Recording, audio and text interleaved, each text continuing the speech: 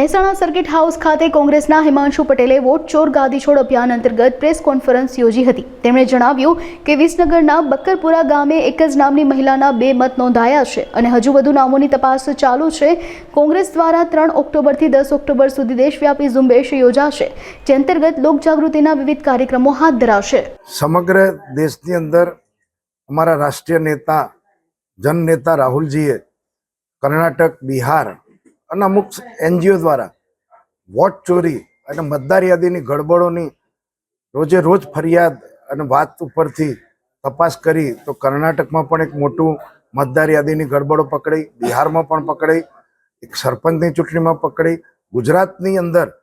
ભાજપના પ્રદેશ પ્રમુખ CR પાટીલના લોકસભા વિસ્તારની એક વિધાનસભાની તપાસ કરાતા 22,000 મતની શંકાસ્પદ મતો એમાંથી મળ્યા। એ આ સમગ્ર પ્રકરણથી આજે ભારત દેશનો તમામ મતદાર અને નાગરિક એક શંકાથી જીવે છે કે શું હું જે મત આપું છું એ મારો મત સાચો પડે છે,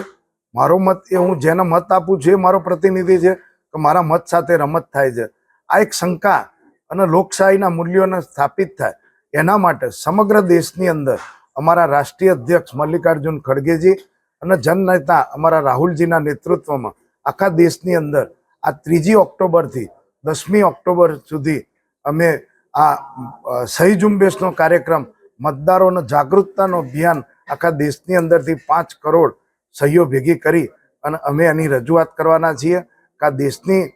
પ્રજાની લાગણી છે, 5 કરોડ જનતાની લાગણી છે કે તમે આની તપાસ કરો। એ જે મતદાર યાદીની જે છેલ્લા સમય સુધી જે ફેરફારો ગડબડો થાય છે એ રોકવા માટે કોંગ્રેસે આખા દેશમાં આ વોટ ચોર ગદ્દી છોડનો મુદ્દો સમગ્ર દેશની અંદર શરૂ કર્યો।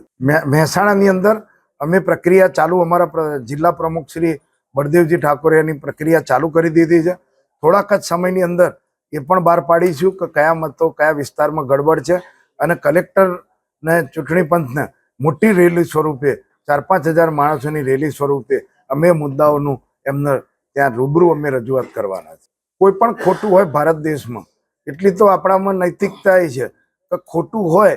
તો એ આપણે હજી લડી શકીએ છીએ। અને અત્યાર સુધી જે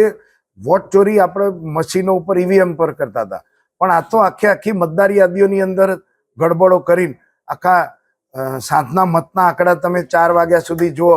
તો 48% થયું હોય અને 1 કલાકની અંદર તમે બીજા દિવસે બપોરે તમને લિસ્ટ મળે તો 65%, 67% મતદાન થઈ ગયું છે। તો 12-12, 14-14 કલાક પછી આંકડા બહાર પાડવા, આ બધી જે આપણે પદ્ધતિ જેમ જેમ અનુભવ થયો, જેમ જેમ લોકોની